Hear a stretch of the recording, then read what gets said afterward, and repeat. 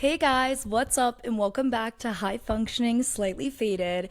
Honestly, I have to say before we even get started that I literally realized today because you guys may know or may not know that I'm super behind on uploading the full podcast episodes to YouTube. So, I was trying to do some of that today and I literally never did an episode 15. So I think it's because one of the Munchie episodes was supposed to be episode 15 and then I just skipped over it by accident because I had already pre-recorded some stuff and then I was like, "Oh shit." Cuz I kind of realized today. So this was supposed to be episode 18, but I kind of think maybe it's supposed to be a retroactive episode 15. I kind of think that I love the number 15, I kind of got to pay it its due.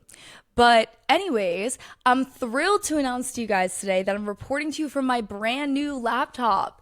Well, honestly, I have to give a big shout out to Joe because for those of you who didn't know, my old laptop recently suffered a sad and painful death akin to the one that my first MacBook died from in 2021 when Joe and I first started dating, which I did try to say was, "Joe, your fat ass stepped on my laptop," and we both knew it wasn't him. I just was didn't even know what to do, so I was like, I just gotta blame it on someone because at the time it was literally, for those of you who don't know, I'm really old and I was in college at the time. I was 21, and at the time you also couldn't even use a bathroom anywhere. There was literally, you could only use private bathrooms if you were, I don't know, home. You couldn't use the bathroom in the gas station. You couldn't use it anywhere. Some place said porta potties and stuff set up, but because of the pandemic, even in 2021, that was still a big thing, especially in the Amherst area by UMass. But it's when you're doing things. Even now, you have to have a fucking appointment for the Genius Bar when you go to the Apple Store. And there was literally no appointments for 2 weeks at any store, and there's not that many Apple stores near there. And so I had to go to a second hand or whatever it is, third party person, and obviously they were thrilled to run me up some money, but I had no choice because my whole life was online. And what happened was just one morning I woke up, my whole entire computer screen was just fucked. It wasn't cracked or anything, and obviously it must have been something to do with the software, but I was like, what? And I literally had a meltdown because I literally had a video project due that the next day, and I had it all ready to go, but I had to edit it. And it was going to take me a while, and then I had to obviously get a new laptop, and obviously my teachers luckily were understanding because they were like, if you don't have a laptop, what are you gonna fucking do? So me and Joe had to drive all the way up to Brattleboro, Vermont to some small place. It was the first time I think I've ever been to Vermont, honestly. And I'm more of because I live in Eastern Mass, I've definitely more been of a been a little bit more of a New Hampshire, Maine, Mass, New England girl than Vermont. But no shade, it's a beautiful state. But we had to go there. I had to buy a new laptop. I was fighting with my mom on the phone outside because I was I don't want to spend all this money. This is fucking bullshit. There's no one else I can fucking go.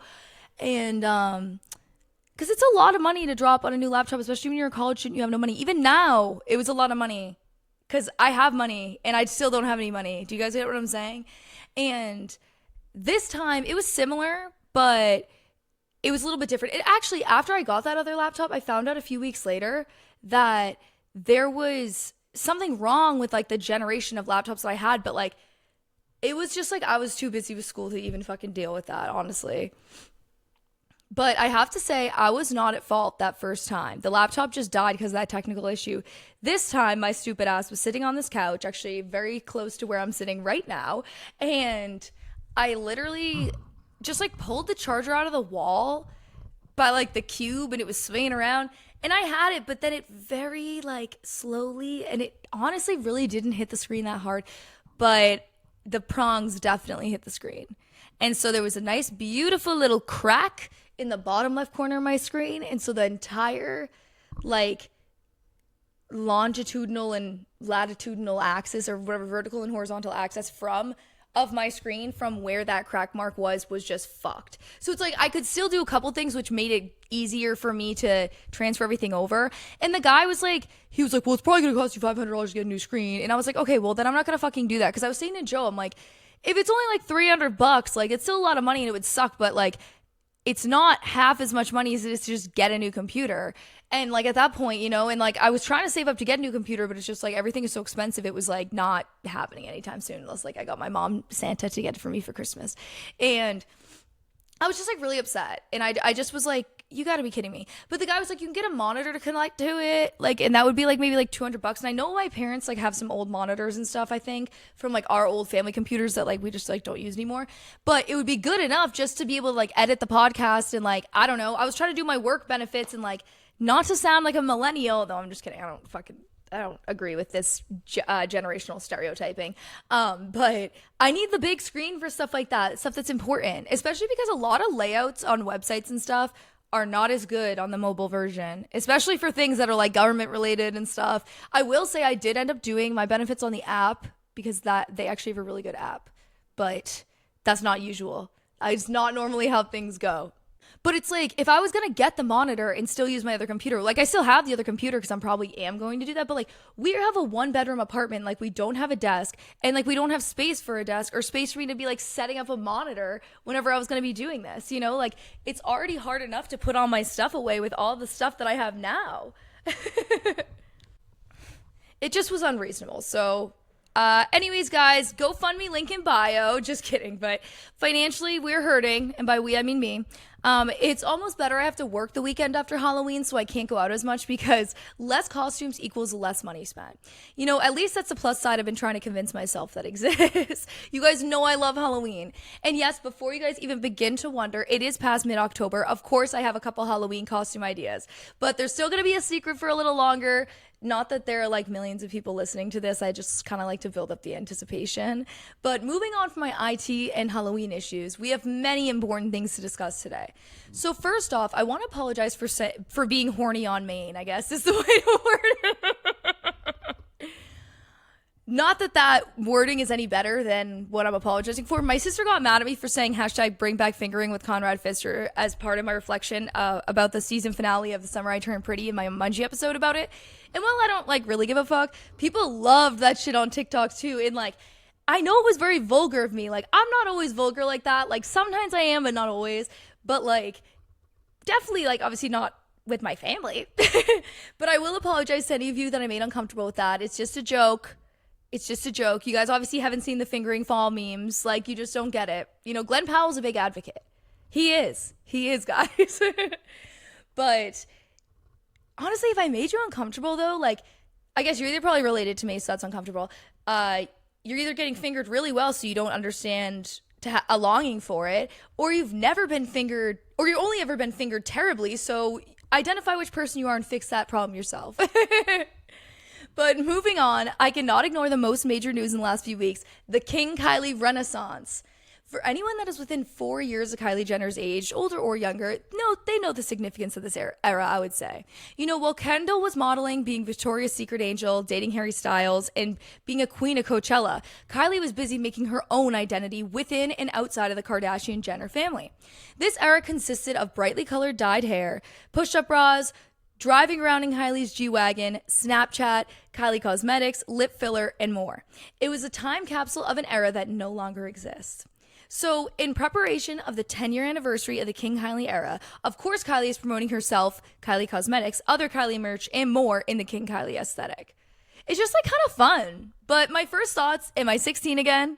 Second thoughts, do I dye my hair? Do I stream Rodeo by Travis Scott? Because you guys know I'm looking for an excuse to do that. Do I use the dog filter on Snapchat again? Kylie is also obviously releasing some Kylie cosmetic makeup in the King Kylie spirit, which is making me tempted to buy some myself for the nostalgia.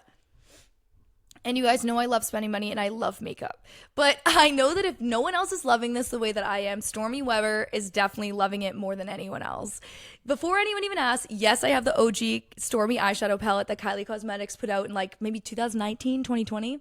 You know, it's so cute. I'm so happy I have it. I'm like, if I remember correctly, I think like my boyfriend at the time like wasn't able to come visit me at school or something because he had to do something for his frat or something. And I was mad, so I was like, oh, well, you know, I really want this Stormy Weber eyeshadow palette. And then like little old me got a little gift in the mail, so that was pretty good, you know. But it's so cute. I'm so happy I have that. And I actually think it might be the only Kylie cosmetic product I've ever owned, like I was saying. And in my opinion, if you guys were gonna ever own a Kylie product, this was a pretty damn good one. It's a beautiful butterfly theme palette. It's pink, purple, gold, you know, and I immediately fell in love with it when I saw it. I almost felt like Kylie must have done all the King Kylie stuff for Stormy low-key because she's the cutest mama's girl and makeup lover ever. But I do wish Kylie actually dyed her hair, but the teal extensions were amazing and I was living for them. Then she had that all pink look with, I'm sure it was a light pink wig, but she had it the other night and it was so iconic and so King Kylie, but 2.0 and a little bit more like elevated because she's a little bit older. And I was drunk and screenshotted one of her stories. It was a video, so it's kind of blurry, but I'll post it so you guys can know what I'm talking about. Honestly, it did cross my mind that maybe Kylie did also reboot the King Kylie franchise to steal the thunder from like the Skims Merkin thongs as punishment for Kim and Chris scalping Timothée Chalamet to make them. And honestly, like I couldn't blame her. If my mom and my sister did that to my boyfriend, I'd be pretty fucking mad too. But actually, fun fact about Merkins is that they are a very historical, I guess, lingerie item that have gone in and out of fashion for like thousands of years. Like people used to wear them in ancient Greece and ancient Rome. And I was saying this to Joe and I was like, but they would use like animals, like they'd skin animals. It wouldn't be like people hair because it's like it was harder to do. I'm sure there was some, but and they do it in medieval times and stuff. But like I kind of was like, I'm not really for this Merkin look. I'm kind of like, especially for the price, it's like, just grow your own bush and like, I don't know, if you got laser, then just use a little bit of like a minoxidil or whatever, the Rogaine on your cooch. But it's not really my look. I also feel like I hair things like kind of freak me out. It just is like kind of gross to me. But I feel like if it was like underwear made out of animal skin and it was really soft, like undergarments, I feel like that would be like kind of cunty. Is that crazy if I was like in ancient Rome? But I feel like I would want the whole bikini, like, you know, the top and the bottom, but I don't know. But anyways, moving on from the Merkins before I get another complaint from my relatives about this. I know coincidences happen and everything else, but the other day I saw the color chartreuse everywhere. So I was looking for a case for this MacBook and I did find one. The one I got is like burgundy. I think it's just because I'm in the fall spirit, you guys know. And I saw one that was chartreuse and I was almost really tempted to get it. And it was really cute. And then we saw, there was like a car show in Swampscott and me and Joe saw an El Camino, he said, because I had to ask him, driving from the car show that was chartreuse. And it was beautiful. And it's such a pretty color. And it's not super common, especially like with cars, I feel like. And for people that are thinking chartreuse is like brat green, it's not. It's definitely more of a gentle on the eyes shade of green than brat green. But it's a pretty like bright green, I guess, like a pretty color, not significantly bright, I guess you'd say. But it's a pretty color. You guys should look it up. You might like it. Maybe want to get a chartreuse couch or paint your living room that color or something. But then I saw another car at Whole Foods that was also chartreuse. It was like an SUV. And it was just weird that I saw that specific shade of green like 3 times within 2 hours. It was like every time I was doing anything, it's like I saw something chartreuse. But maybe it's the color of the coming year, the season. I don't know, guys. Let's keep an eye out. So PSA to my podcast listeners, I know it's only right now, it's October 21st. We need to start our Christmas list now, guys. I've already started mine because I can always blank on what I want coming to holidays. And it's like, obviously it's like you don't need to get anything, but it's like, you know, your parents might ask you what you want or your significant other or your friends or if you're doing a swap or something. And so if you get any idea for any Christmas gift for yourself or for other people, write it down or if you see something. Do you know what I'm saying? And like that way you'll be able to get people what they want and people can get you what they want. You know what I'm saying? But otherwise, the holidays are going to come and you're going to blank out. And also, a lot of the sales start in like November and honestly end in the beginning of November. I mean, end of November, beginning of December, which is kind of crazy, or things sell out or can't get there on time. But this is going to help everyone save time, stress, and money. Like my siblings and I, which is a good idea for any of you guys that haven't thought of this, which obviously I'm going to do a Christmas episode. Are you fucking kidding me? But we do like a Secret Santa every year and it just makes it so you don't have to get gifts for like a million people and it saves money and it's just like, it's nice. And it's like, you don't always know what to get everybody. But I always say to my mom, I'm like, you need to tell us like right after Halloween because then we can like plan things out and get stuff for the sales because there's like a spending limit. And my mom's always like, yeah, but it's like, she's a busy woman. But it's like one of us can't do it because then otherwise we're going to know. So if anyone knows of a way that we can randomize the Secret Santa list and then no one knows who has who, let me know. But I don't know how many of you guys are YouTube frequenters, but if you're my age, I pray that you know what I'm talking about because I need to ask. Can we talk about Dan and Phil breaking their silence and coming out as a couple? Like, did like if they just want to have this moment again, good for them, but am I going crazy, or did they not already say they were together and had been together for a long time when Dan came out in that big video, or am I insane?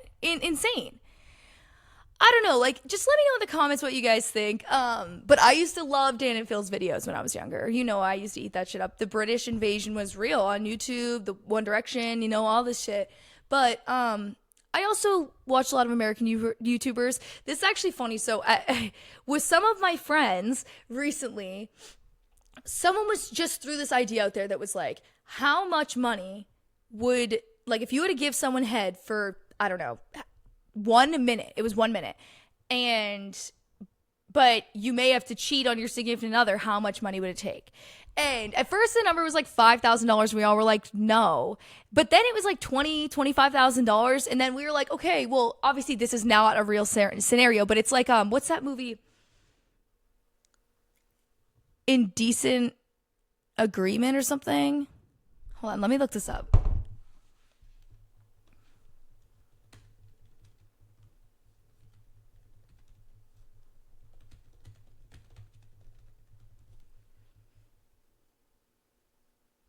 Oh, Indecent Proposal. So it's kind of like Indecent Proposal, which is a 1993 movie where a woman gets offered $1 million by a mysterious billionaire for one night to cheat on her husband. Or I guess the husband gets offered it, but whatever.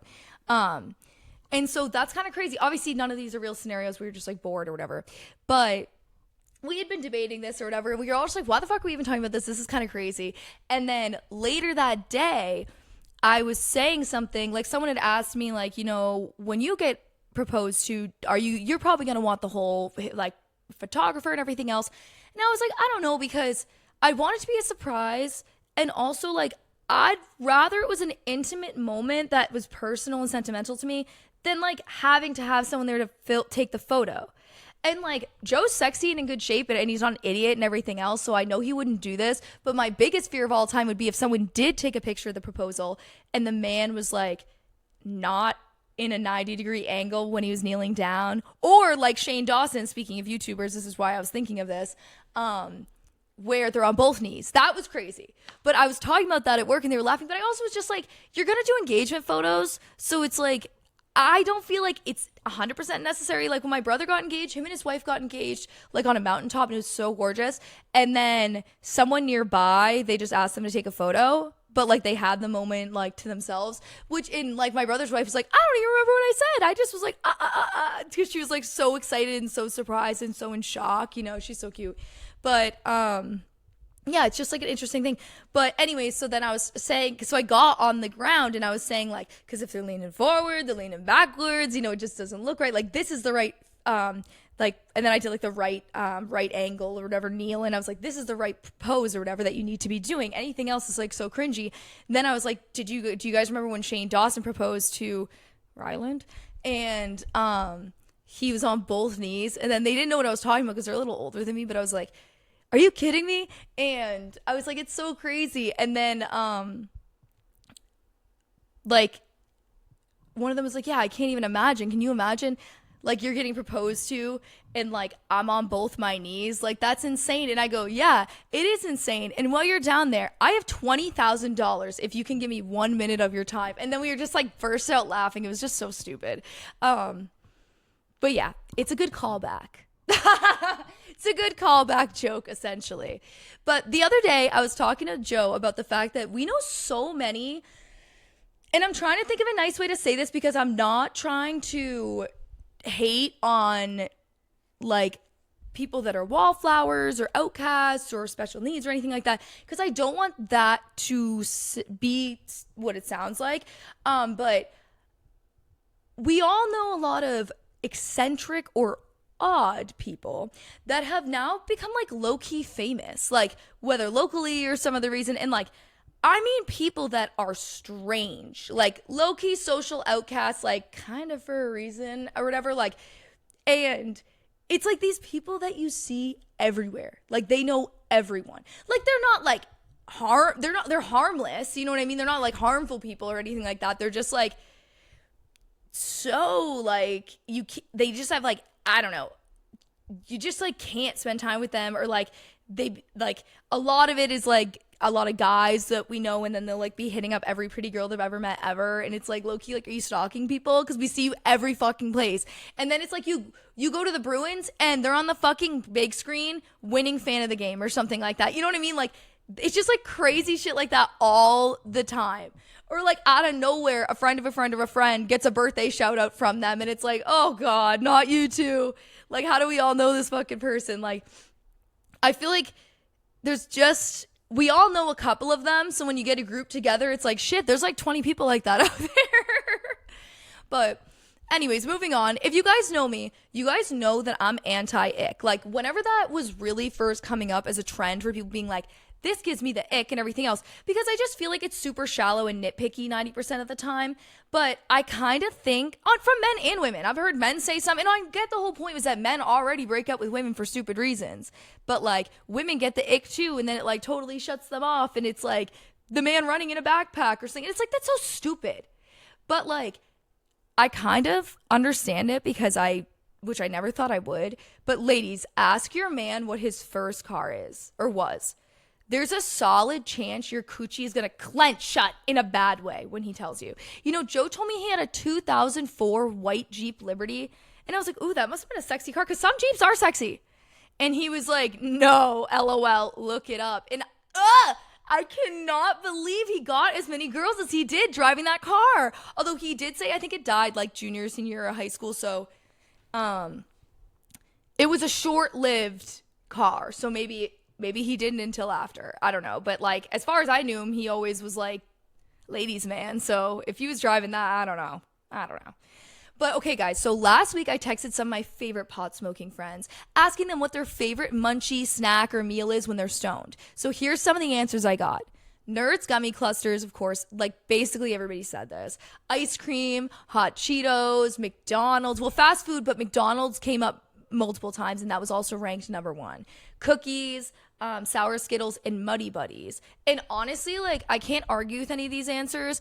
They all sound good to me, especially if I have the munchies. Like, and you guys know if I take edibles, it gives me the munchies so bad. But let me know if you guys have any other favorite munchies, because I'm always willing to try something. And also, it's another thing for us all to bond over.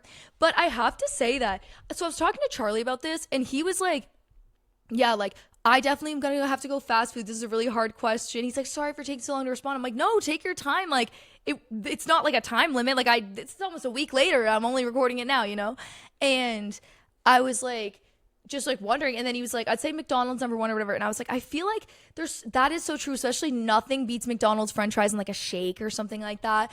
But I was like, I feel like if I was going to go absolutely favorite food ever, that's the most delicious thing to eat when you have the munchies, I was like, I'd say probably something that's like a really hearty, like savory, like meal, or something like a chicken pie, or like a, I don't know, a pot roast or something. Like, I know that might sound crazy. And he was like, well, that's not a munchie. And I was like, okay, yeah, I know that. But like, oh, this is the best thing ever is when you take a bunch of edibles on Thanksgiving. Or if you make like a pilgrim sandwich or whatever. And it's just like so, mwah, that's the best. But then it's like you can't stop eating, and then low-key everybody's licking the plate, and then it's low-key like, why am I unbuttoning my pants? Why is my belt coming off? Oh, I need a Prilosec. Oh, I can't get to the car. Like, you know what I'm saying? It's just so good. It's like something possesses you and takes over your body, and then all of a sudden you've eaten everything in sight. Maybe that's just me, though. The next thing I want to talk about is the 1587 restaurant that Travis Kelce and Patrick Mahomes opened together. Obviously, Travis is the 87, but I heard people saying maybe it's 1587 because The Alchemy is track number 15 on the Torture Poets department. The anthology, of course. And that is about Travis. As romantic of an idea as that is, I feel like that can't be the case because it's also Patrick Mahomes' restaurant. But who knows? I don't know who has how much stake in the restaurant. I don't know who picked what. And like, I also could be like, I feel like, you know what, that's cute. Like, whatever, you guys can have that. You know, you're getting married. Like, I don't really care what the restaurant's called too, so it's like it could go anyway. But especially because one of those little cartoon girls on the menu It's Taylor and Travis's, I think it's his college jersey. So it's like, obviously there's some inspiration from her there. He loves her so much. It's cute. But on the topic of that restaurant, I haven't been. I've never been to Kansas City. But I do have to say that I did read an article about it in The Cut by Mia Mercado about her experience at the restaurant. And it genuinely is such an entertaining read. And it really gives you a good idea what it's like there. And at this point, I don't have any plans to go to Kansas City, but if I ever do, I definitely will try it and get a reservation and everything. But it was definitely, I kind of like whenever I read an interesting article or something, and I know I'm not just reading something on TikTok or like watching a video on Instagram, like I do sometimes read articles, guys.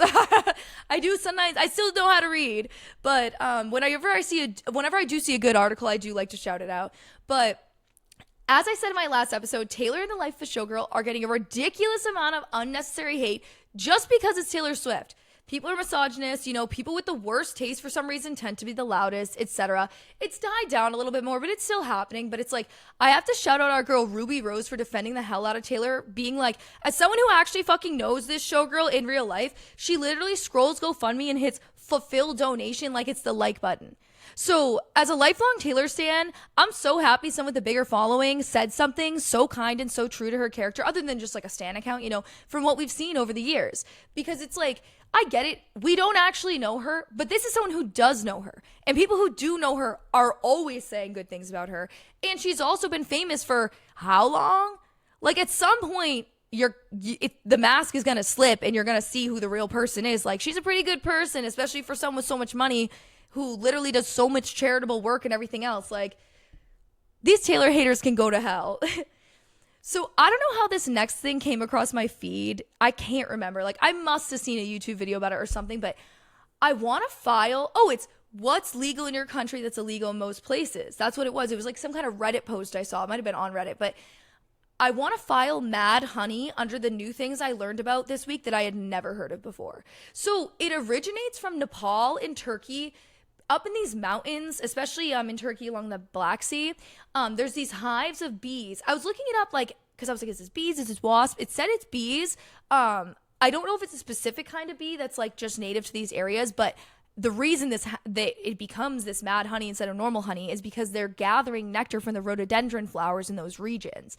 So for some reason, I guess because of the rhododendron flowers, there's psychedelic properties in the honey. And so because of that, it's illegal in multiple countries. Like, just like magic mushrooms are illegal a lot of places, but I guess you can order it online. So do with that what you will. I don't know. I've never heard of it before last week when I read about it online, but obviously, I've never seen it in real life, and I don't know if it's legal in the United States. So do your own research. I just thought it was really interesting to learn about, especially because it sounds like there's historical evidence of people using it going back like thousands of years. It's just interesting. I don't know, especially because I've never heard anything about that before.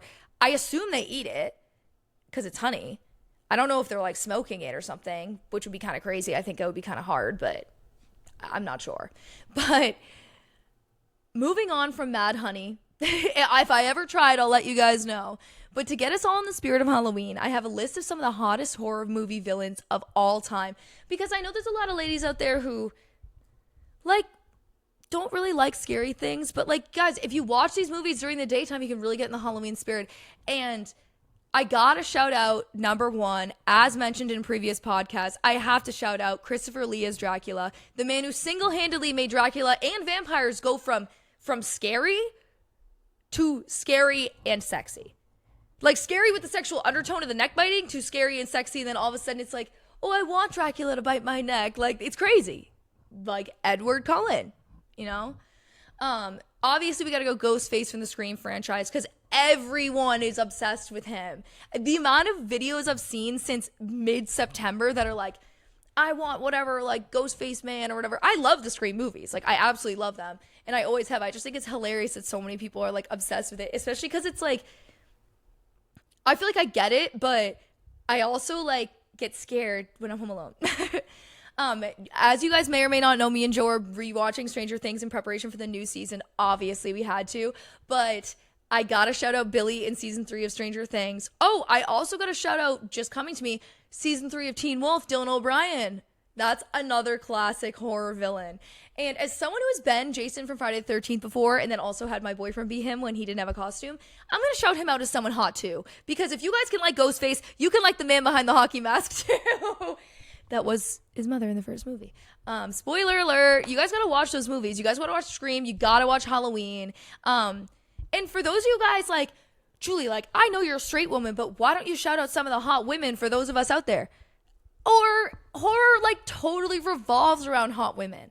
That's the whole thing about it. And that's why in movies like Scary Movie that are making fun of these things, like they have Carmen Electra running away and getting murdered in Scream, when like it is Drew Barrymore and she's beautiful and everything else, but it's not nearly as sexual as the one in Scary Movie. Then like Jamie Lee Curtis in Halloween, she's like beautiful. Her mom in Psycho, she's the original Scream Queen, her mother.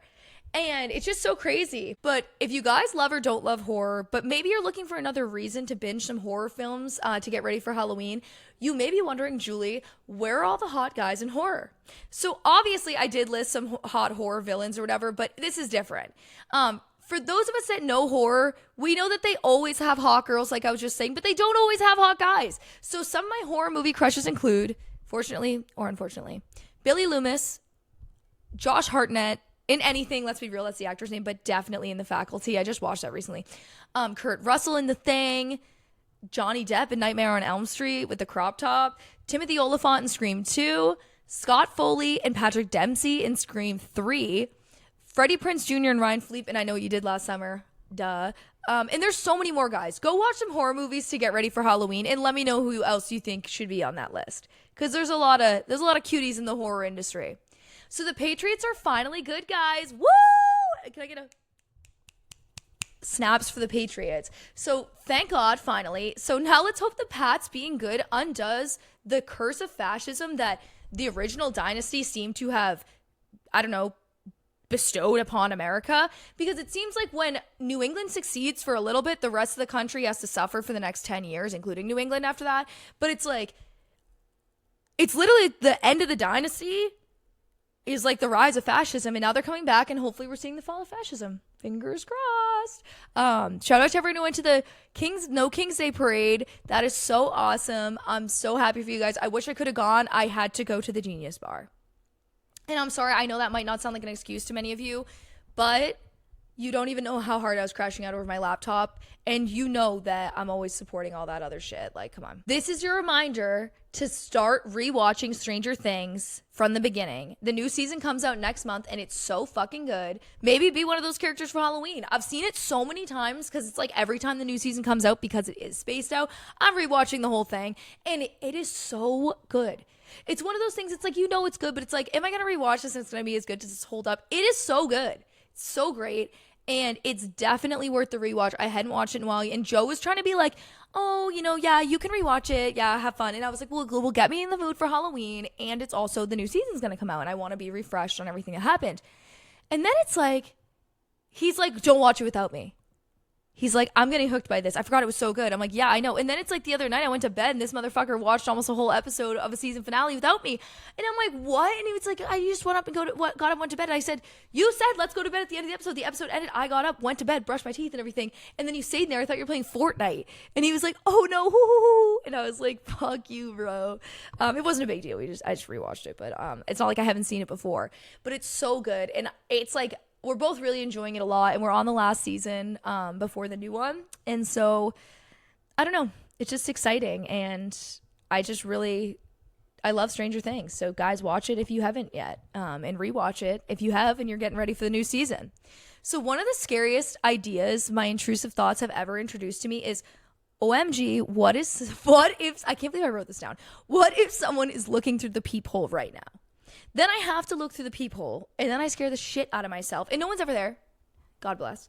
But, like, where my trash barrel is, it's right near the front door. And so, like, if I'm home alone, it's, like, late or something, or, like, I watch a scary movie or something, like, I'll be going to throw things away, and then I'll literally be like, someone's looking at me through the peephole. And obviously I know people can't see in, but I'm like, someone's standing right there, and no one's ever there.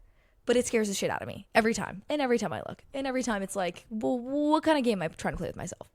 So I'm not a crazy big ASMR girl, but my coworker Abby and I were actually talking about this recently because she is like a gaming legend and has one like a really sick gaming setup and like the clickety clackety keyboard. They're awesome. And like I do have some favorite ASMR sounds. Like it was never really my thing. And like I never was into like the mukbang or whatever ASMR because like not that I'm like, oh, I can't listen to the sound of someone eat. It's like I don't want to for that long, but I also am sickened by the amount that they're eating. Like it makes me feel sick, like because I can't eat that much.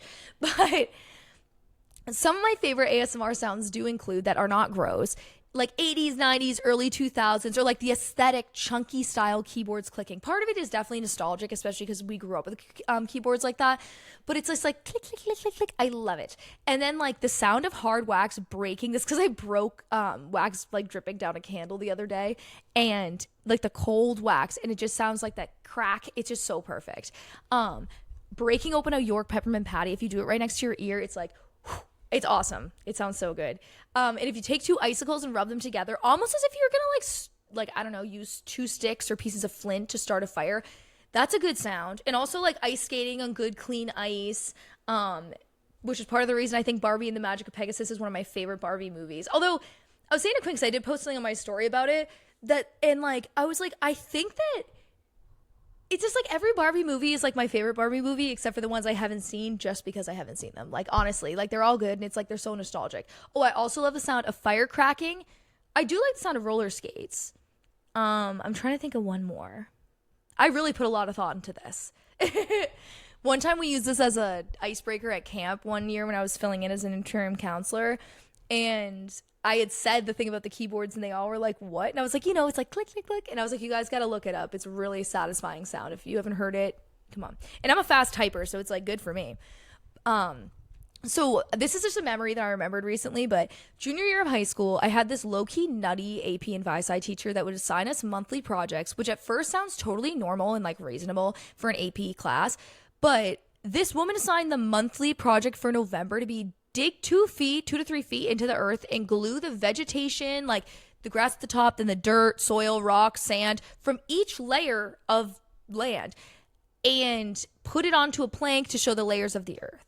But the thing is that she's fucking nuts because we live in New England and the ground was frozen fucking solid and I was too weak to dig through the frozen ground. So I had to pour boiling water on the ground and my poor dad dig it up.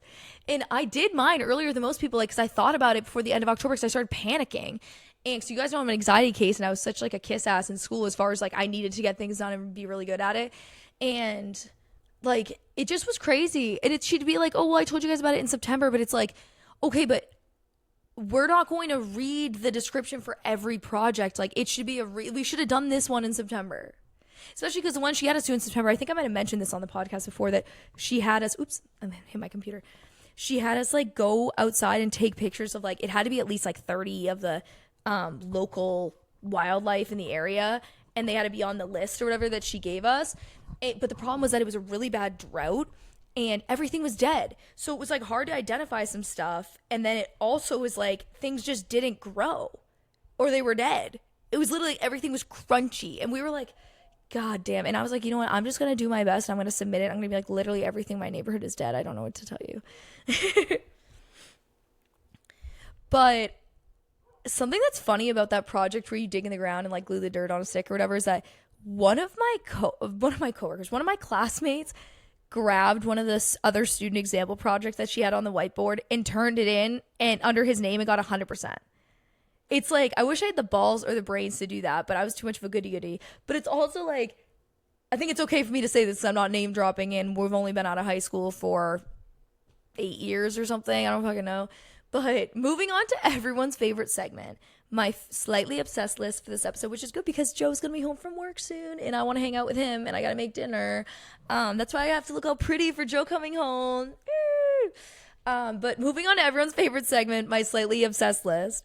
The feeling of being at the fair with your crush is unbeatable. I don't care how old you are. If any of you guys know this, like, you're at the fair, you're waiting in line for the zipper, or the Arctic Blast was the big one. All the kids would hang out in front of, like, the young kids and, like, the cute guys and everything, and it would be like, oh, my God.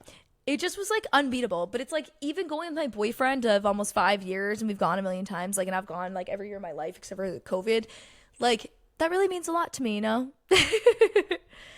It's just like the butterflies are real. It's just like, oh my God, I'm at the fair with my crush. Is he gonna win me a prize? Next thing on my list is Chad Powers on Hulu. If you guys haven't watched it, speaking of Glenn Powell, you guys got to check it out. He plays basically two characters, and he's both hot and endearing. And there's football, but not too much football for those of you who aren't interested in football. And there's much, much more. It's super funny. It's romantic. It's great. It's good writing. And need I say anything else? Check it out and let me know what you guys think. Me and Joe love it. I know everyone's always looking for a new show. I have to say my favorite Taylor Swift updates account is the Kelce Brothers Instagram. My next obsession is Lush Bath Bombs. Run, do not walk. The ghost is so cute. I used that recently, and it's a pretty like light purple color when it's dissolved. But they have a dope ET in like a little basket. So it's almost like you have two bath bombs. I've never seen anything like it. And a cute, like, it's called the Punkin Pumpkin. I did use that, and it smelled really good, and it was so orange.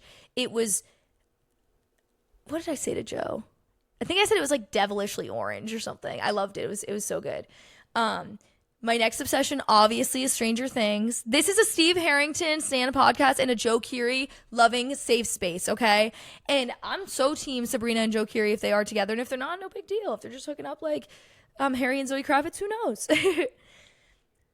You guys got to rewatch Stranger Things. I'm not joking. And it's so good. For those of you who haven't watched it, it's totally worth it. And it's not scary. People try to act like it's scary. It's like, grow up. It's not scary. It's mostly sci-fi. Courtney Cox looks amazing in Scary Movie 2 to the point that when I was watching that movie, I opened up my script for this and added this because she eats the house the boots fuck down. And yes, of course, I'm binging classic horror franchises for Halloween, like I was saying, obviously. But wait, oh my God, no. As I'm writing this, Dewey got killed, which is 100% not something I'm obsessed with at all. How heartbreaking. No, I forgot he died in this one. Crying emoji, broken heart, broken heart. But my man Dewey lives to see another day because he just got stabbed. He wasn't killed. It was just like I was typing too fast and I guess not paying enough attention to the movie. And then I was really at this point, my script became me talking about Scream 2. So I guess where my obsession just started with Courtney Cox's look, it's a little bit with Scream franchise, I have to say, and Scream 2 especially. You forgot about one thing, You forgot one thing about Billy Loomis. I fucking killed him. Yes, Sydney Prescott, my queen. That was iconic. That was really iconic. We need to talk about how amazing they made Courtney look, though, in Scream 1 and Scream 2. Then they gave her the most chopped bangs I've ever seen in Scream 3. You guys know I posted about this on my social media. Like, it was so crazy. And boy, I never thought I'd wish death on Gail Weathers, but girl, she deserves death for that haircut, or her hairdresser does. And no one even said anything about it. It wasn't even like when Beyonce had the micro bangs and it like wasn't her best look. It was literally like, they almost looked like eyelashes. Like, they were terrible. Terrible. They really fucked my girl's shit up. And then Parker Posey's in Scream 3, and I love her, so I'm happy to see her in anything. She's so iconic and so funny. I love her. The Scream franchise is so iconic. It is horror, but it is funny. It's not terrifying, you know. But it is still scary enough that it's entertaining, and it's really good. So you guys, if you haven't seen it, watch it. Like, I feel like I say all this and I'm just talking to myself right now, but it is like, if you haven't seen it, you got to watch it. My next obsession, because that is what we've been talking about this whole time, is low-key tall boys. Hashtag tall boy nation. Oh, well, I wrote this as tall boys, like seltzers or beers or IPAs or whatever, but I guess I am also hashtag team tall boys, because let's shout out my 6'3" man. Pause for snapping. But yeah, I just think it's like fun. It reminds me of college, or like going drinking to the beach in the summer is like when you get the tall boys, because we've just like got him a couple times to like we were watching the watching the Patriots, watching the Red Sox, that kind of thing. But yeah. And then actually I have two more obsessions. So my second to last obsession is The Midnight Gospel on Netflix. It is so chaotic, but it's also so calm and calming, and it's like kind of like Rick and Morty in the sense, in like the interdimensional cable, about how they like go all different places and can look all different ways. But the way they talk is so calming, and like, thank you, Timmy, for this recommendation. And I can't believe I'd never heard of it before, because it's totally right up my alley and my other friend's alley, that like, it's totally something that when this first came out, you'd think we would have watched together. But it was funny when you were telling me, because I had no idea, and you're like, it's the podcast on Netflix. I'm like, I have no idea. So I'm happy you figured it out and I was able to watch it. But my last obsession for today, guys, is Time After Time and the Archer remix. It's goated. We have to talk about it. It is so good. Like, I love when people remix two songs by the same artist, or like, but it's like, there's nothing better than when people find a great remix that's songs from like spanning decades. Like, it just sounds so good. And like with Taylor, it's so good. I think it's Cyndi Lauper sings Time After Time. But they just sound so great. And like with the music and everything, you guys got to look it up. You guys got to, I don't know, illegally download it. Just kidding. I didn't say that. No, I'm just joking. It's so good. You guys got to stream it. People have it on like YouTube, I'm sure, on SoundCloud too. But is there anything you guys are obsessed with lately? I love hearing what you guys have to say. And do not be afraid to reach out, comment, tag me, and whatever. You guys can find me on Instagram, TikTok, Reddit at HFSFpod. And you can send me, you can ask me what, like, would you rather questions. You can send me meal ideas. You can let me know how your day went. I literally don't care. Send me whatever. Like, when I'm having my downtime and I'm bored or like I can't sleep or like if I ever get downtime at work, fingers crossed again, it's like maybe something that will entertain me. So send me whatever you guys want. Thank you guys so much for listening and so much for supporting me in the podcast. But thank you for listening to the High Functioning Slightly Faded podcast. I'll see you guys next time. Mwah.